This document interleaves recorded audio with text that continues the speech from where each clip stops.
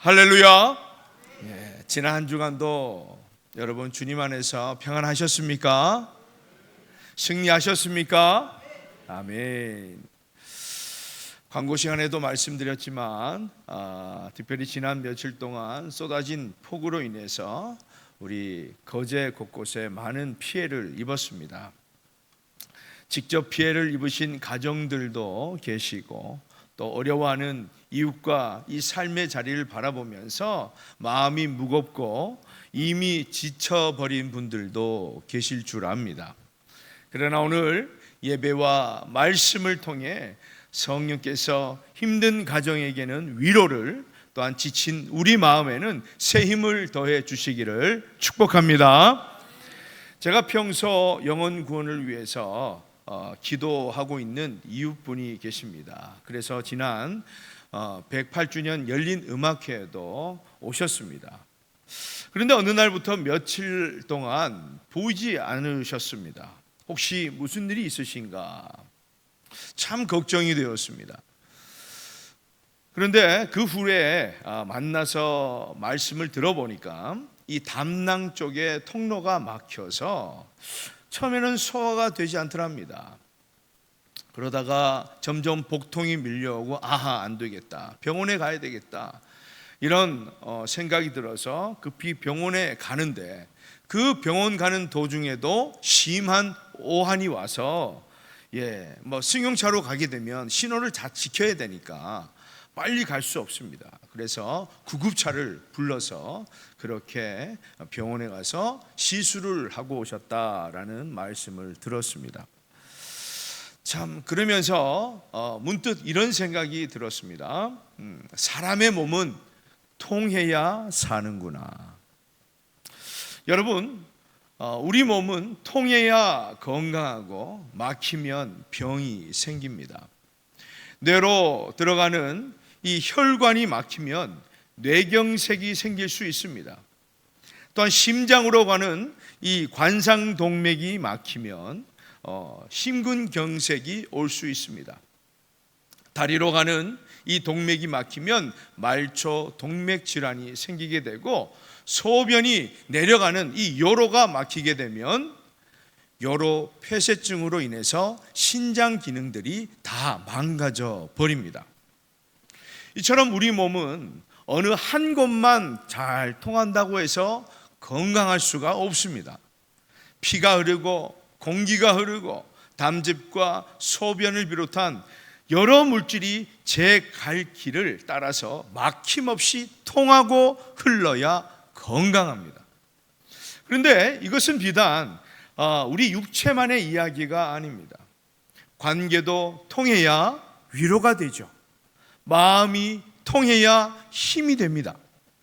무엇보다 하나님의 말씀이 내 마음에 들어오고 나의 기도가 하나님께 올려지고, 또한 하나님의 뜻이 내 삶을 움직이는 하나님과의 그 관계 통로가 열려 있어야 우리의 영혼이, 우리의 심령이 건강할 수 있다라는 겁니다. 그런데 문제는 신앙생활을 오래 했음에도 불구하고 하나님과의 이 통로가 막힌 줄도 모르고 심각한 영적 복통과 그런 오한을 겪으면서도 방치하고 그대로 살아가는 성도들이 있습니다.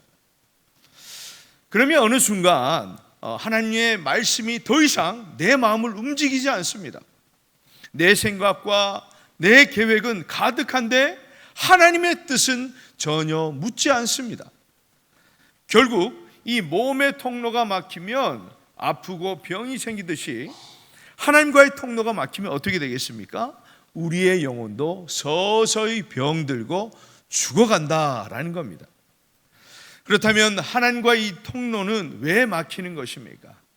그리고 그 막힌 통로는 어떻게 다시 열릴 수 있겠습니까? 오늘 우리가 함께 살펴볼 이 창세기 11장, 이 바벨탑 사건이 바로 그 답을 보여줍니다. 오늘 이 말씀을 통해서 하나님과 통하는 인생은 과연 어떤 인생인지 함께 은혜를 누리고자 합니다. 1절 말씀 우리 함께 읽겠습니다. 시작. 온 땅의 언어가 하나요 말이 하나였더라. 아멘. 한마디로 사람들 사이에서 언어의 장벽이 없었다라는 겁니다. 그럼 뭐가 편하겠습니까? 오늘날로 치면 이제 통역이 필요 없습니다. 그리고 최신 번역기도 필요가 없습니다. 손짓 발짓을 하지 않아도 누구와도 말이 잘 통하는 그런 시대였다라는 겁니다. 또한 2절 말씀입니다. 이에 그들이 동방으로 옮기다가 신할 평지를 만나 거기 거류하며, 이처럼 같은 언어를 사용하던 사람들이 한 곳에 모이게 되니까 그들이 한 가지 일을 함께 계획하게 됩니다. 그런데 문제는 바로 여기서 시작되는 겁니다. 하나님께서 주신 이 통함, 정말 좋은 조건, 이 좋은 이 선물을 하나님의 이름을 높이고 하나님의 뜻을 이루는 데 사용하지 않고 오직 자신들의 편의와 자신들의 뜻을 위해서 사용하기 시작한 것입니다. 우리 3절, 4절 말씀 우리 함께 읽겠습니다. 시작. 서로 말하되 자 벽돌을 만들어 견고히 굽자 하고 이에 벽돌로 돌을 대신하여 적으로 진흙을 대신하고 또 말하되 자 성읍과 탑을 건설하여 그 탑 꼭대기를 하늘에 닿게 하여 우리 이름을 내고 온 지면에 흩어짐을 면하자 하였더니. 아멘. 사람들은요 이 돌 대신에 벽돌을 만들고 진흙 대신에 역청을 사용합니다. 이 무슨 뜻이겠어요? 그냥 만드는 것이 아니라 여러분, 이 역청은 벽돌과 이 벽돌을 붙여주는 접착제 역할을 했습니다. 더 견고하게 만들었다라는 겁니다. 사람들은 자신들의 가진 지혜와 능력, 이 건축 기술로 아주 견고한 성과 성읍과 이 탑을 쌓기 시작했습니다. 그런데 문제는 이 벽돌도 아닙니다. 기술도 아닙니다. 무엇을 쌓느냐보다는 왜 쌓느냐, 그 목적이 뭐냐라는 거예요. 왜 쌓을까요? 자, 탑 꼭대기를 하늘에 닿게 하여 우리 이름을 내고 흩어짐을 면하자. 여기에 두 가지 문제가 발생합니다. 첫 번째는 우리 이름을 내자. 여러분, 하나님께서 인간을 창조하신 목적이 무엇입니까? 하나님을 영화롭게 하고 하나님의 뜻을 이루어 사는 것입니다. 그것이 우리가 만들어진 목적이라는 거예요. 그러면 그렇게 살아야 되는데 지금 저 사람들은 무슨 생각을 하고 있냐면 하나님께 받은 지혜와 능력으로 하나님의 이름을 높이는 것이 아니라 자신들의 이름을 높이는데 사용했다라는 겁니다. 두 번째 문제는 흩어짐을 면하자라는 겁니다. 하나님께서는 인간에게 어떤 명령을 하셨어요? 생육하고 번성하여 땅에 충만하라, 이런 말씀을 하셨습니다. 그런데 이들은 우리 흩어지지 말자, 우리 뭉치자, 여기서 살자, 여기서 우리의 왕국을 만들어버리자, 그런 겁니다. 그러니까 하나님의 말씀보다 자신들의 안전과 계획을 앞세운 것입니다. 그러므로 여러분, 이 바벨탑의 핵심이 뭐냐면 높은 건물을 세운 것이 문제가 아닙니다. 왜 쌓았느냐? 왜 쌓았습니까? 하나님이 없어도 우리의 힘으로 안전할 수 있다는 겁니다.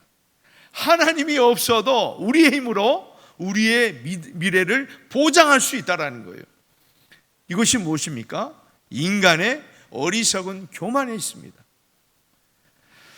그런데 여러분, 이것은요 그 당시 그 사람들만의 이야기가 아닙니다.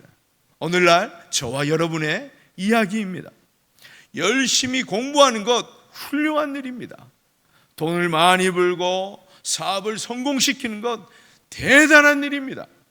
자녀를 잘 키우고 또한 교회에서 충성하고 헌신하는 것 매우 귀한 일이죠. 그런데 중요한 것은 무엇을 하느냐가 아니라 누구를 위해 하느냐라는 것이죠. 왜 하느냐라는 거예요. 그래서 성공 그 자체가 바벨탑이 아닙니다. 재물이 바벨탑이 아니고 자녀의 성공, 또한 교회 직분이나 헌신이 바벨탑이 아닙니다. 그러나 그것이 하나님의 영광보다 내 이름을 높이는 그런 수단에 불과하다면 그것은 얼마든지 성경이 말하는 나의 교만, 바벨탑이 될 수 있다라는 거예요. 내가 이만큼 성공했으니까 남들에게 좀 보여주고 싶다. 여러분, 하나님의 영광입니까? 하나님의 이름을 위한 것입니까? 내 자녀가 이렇게 잘 되었으니 사람들에게 보여주고 더 이상 우리 자녀는 계속 승승장구해야 된다. 뒤처지면 안 된다. 여러분, 누구를 위한 것입니까? 심지어 신앙생활 하면서도 내가 이렇게 헌신하는데 누구라도 나를 알아주어야 하지 않을까? 이런 마음이 바로 나의 바벨탑이다라는 겁니다. 처음에는 하나님의 영광을 위해서 시작했습니다. 그런데 어느 순간 하나님의 이름보다는 바로 내 이름이 더 중요한 거예요. 내 이름이 나와야 되는 거예요. 내 이름이 높아져야 되는 것입니다. 그래서 오늘 우리에게 필요한 질문은 이것입니다. 나는 지금 무엇을 쌓고 있는가? 무엇보다 누구의 이름을 위해 쌓고 있는가? 그러므로 하나님과 통하는 인생은요, 내 이름을 높이기 위해서 하나님을 이용하는 인생이 아닙니다. 하나님을 높이기 위해서, 하나님의 그 높으신 이름을 높이기 위해서 내 삶을 드리는 인생입니다. 그렇다면 사람들이 그렇게 자랑스럽게 쌓아 올린 바벨탑을 하나님은 과연 어떻게 보셨을까요? 5절에 참 재미있는 표현이 나옵니다. 우리 5절 말씀 우리 함께 읽습니다. 시작. 여호와께서 사람들이 건설하는 그 성읍과 탑을 보려고 내려오셨더라. 아멘. 사람들은 자신들이 쌓아 올린 이 바벨탑을 보면서, 견고한 성읍을 보면서 여러분 어떤 마음을 가졌을까요? 야, 참 우리 대단하다, 그지? 우리의 기술, 우리의 능력 대단하다, 그지? 그런 생각을 했던 것입니다. 사람들은 하늘까지 올라가겠다고 했지만 하나님은 직접 내려오셨습니다. 이것은 인간이 아무리 대단한 것을 이루고 스스로 높아져도 하나님 앞에서는 얼마나 작고 초라한 존재인지를 보여주는 표현이다라는 거예요. 우리는 높이 올라갔다고 생각하지만 하나님 앞에서는 여전히 작은 존재에 불과합니다. 우리가 대단한 존재인 것 같죠. 사람들이 대단하다, 당신 정말 천재다, 당신의 능력은 너무나 탁월하다, 그런 말을 들었을 때에 내가 하나님보다 더 높은 사람처럼 그렇게 생각할 때도 간혹 있습니다. 사랑하는 여러분, 얼마나 어리석은 교만입니까? 자, 우리 6절 말씀 우리 함께 읽습니다. 시작. 여호와께서 이르시되 이 무리가 한 족속이요 언어도 하나이므로 이같이 시작하였으니 이후로는 그 하고자 하는 일을 막을 수 없으리로다. 아멘.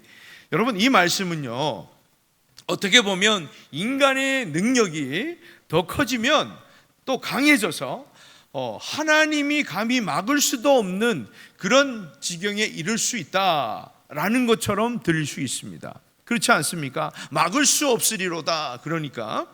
근데 여러분, 이것은 하나님을 떠난 인간의 욕망과 교만이 계속해서 더 커져갈 그런 위험을 말씀하시는 거예요. 그러나 저는 여기서 하나님의 심판석 가운데에 담긴 긍휼을 보게 됩니다. 만약 하나님께서 이 바벨탑을 그대로 내버려 두셨다면 어떻게 됐을까요? 하나님 없는 인간의 욕망과 교만은 더욱 커져갔을 겁니다. 그래서 하나님께서는 언어를 혼잡하게 하시고 그들을 온 땅에 흩으셨습니다. 그들에게는 그런 흩어짐, 그것이 바로 실패라고 생각할 수 있습니다. 심판처럼 느낄 수 있습니다.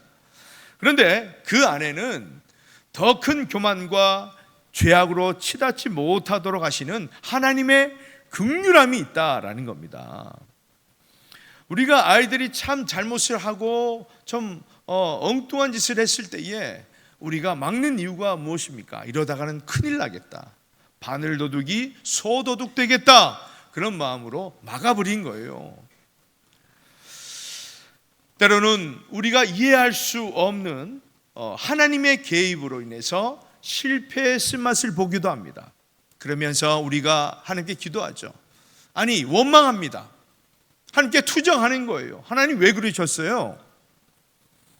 그런데 여러분, 그것은 하나님이 우리를 막는 것이 아니에요. 우리의 성공을 그렇게 실패로 만들어 버리신 것이 아닙니다.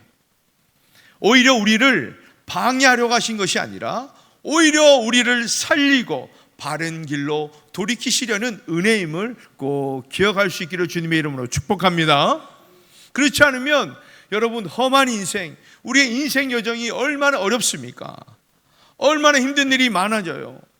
그런 일을 볼 때마다 하나님을 원망하고 불평하고 낙심하지 않겠습니까? 그런데 그런 어려움 가운데 하나님이 막으시는 이유가 있더라라는 겁니다.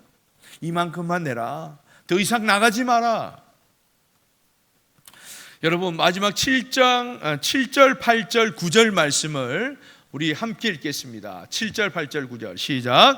자, 우리가 내려가서 거기서 그들의 언어를 혼잡하게 하여 그들이 서로 알아듣지 못하게 하자 하시고, 여호와께서 거기서 그들을 온 지면에 흩으셨으므로 그들이 그 도시를 건설하기를 그쳤더라.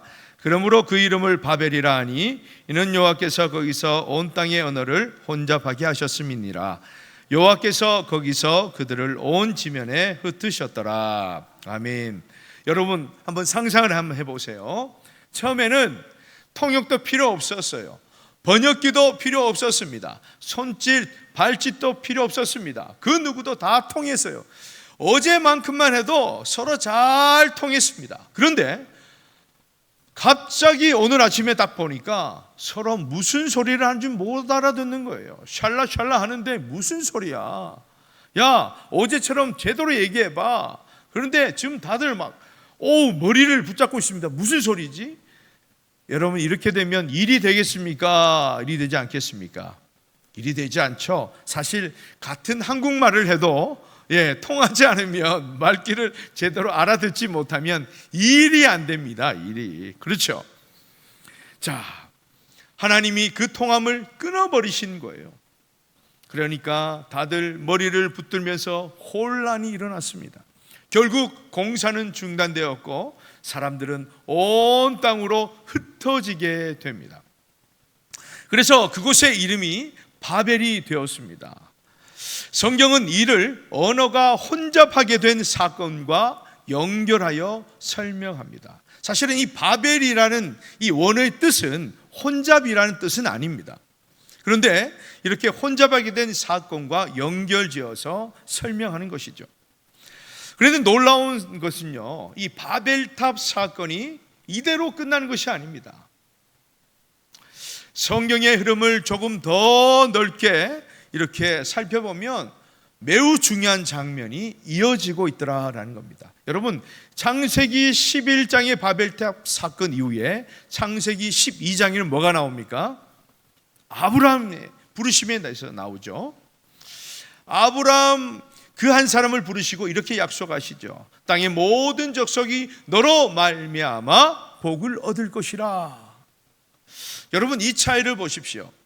바벨 사람들은 자기 힘으로 자기 이름을 높이려 했지만 아브라함은 하나님의 부르심에 순종했고 하나님께서는 아브라함의 이름을 높여 주셨습니다.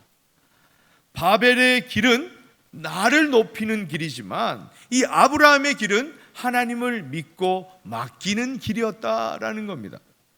그러므로 바벨의 실패는 끝이 아닙니다. 인간이 자기 이름을 높이려다가 실패한 바로 그 자리에서 하나님은요, 새로운 역사를 세워주시는 거예요. 누구를 통해서? 순종하는 아브라함을 통해서 새로운 역사를 쓰셨다라는 겁니다. 그런데 여러분, 이 바벨탑 사건을 읽다 보면 우리가 빼놓을 수 없는 말씀이 있습니다. 사도행전 2장 오순절 사건을 떠올릴 수 있습니다. 바벨에서는 사람들이 자기 이름을 높이려다가 결국 서로의 말을 알아듣지 못하고 흩어지게 되었죠. 그런데 사도행전 2장에 나오는 이 오순절 사건에서는 각기 다른 나라에서 서로 다른 언어로 모였지만 성령의 역사가 임하자, 물론 언어의 장벽이 무너진 것은 아니지만 복음 안에서 서로 통하게 되었다. 복음 안에서, 그리스도 예수 안에서 서로 연합할 수 있게 되었다라는 것입니다. 그리고 그 중심에는 예수 그리스도가 계십니다. 바벨은 인간이 스스로 하늘에 달려 했던 이야기라면, 이 복음은 하나님께서 우리에게 찾아오신 이야기입니다. 우리는 아무리 애써도 우리의 능력이나 재산이나 지식으로 하나님께 나아갈 수 없습니다. 다 할 수 없다라는 거예요. 그러나 예수 그리스도께서 우리에게 오셨고 십자가를 통해 하나님께 나아가는 길을 열어주셨다라는 거예요. 그래서 이제 우리는 하나님께 닿기 위해서 어떤 무언가를 하지 않아도 돼요. 창세기 11장처럼 바벨탑을 쌓지 않아도 됩니다. 왜요? 예수 그리스도를 통해서 하나님과 통할 수 있게 되었기 때문입니다. 그래서 우리는 예수 그리스도 이름으로 우리는 기도하는 것입니다. 예수님께서 요한복음 15장 5절에서 이렇게 말씀하셨습니다. 나는 포도나무요 너희는 가지라. 여러분, 왜 가지가 나무에 붙어 있어야 됩니까? 붙어 있어야 무엇이 통합니까? 생명이 통하는 겁니다. 생명이 통하면 무엇을 맺어요? 열매를 맺게 되죠. 끊어지면 말라버립니다. 제가 몇 번 말씀을 드렸었는데 이제 사택 텃밭에 우리 관리 집사님이 오이를 심어 주셔서 정말 올 여름에 오이를 정말 잘 먹었습니다. 그런데 가만히 있다 보니까 이 잡초가 막 자라는 거예요. 잡초가 자라나고 오이가 또 막 그냥 이렇게 이쁘게 자라는 것이 아니라 뭘 이렇게 칭칭 감는지 뭐 어렵게 된 겁니다. 그래서 저는 잡초를 제거하려고 가위로 싹둑싹 잘랐어요. 근데 잘못 자른 겁니다.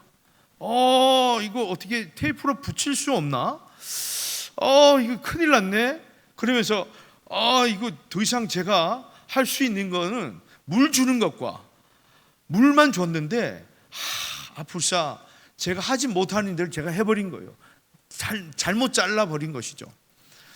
그래도 아이고 이렇게 줄기가 많은데 이것쯤이야 뭐 알아서 하겠지, 자기들끼리 의논해서 붙이든지 하겠지 했는데 점점 오이에 씨가 많아가지고 오이가 더 이상 자라지 않습니다.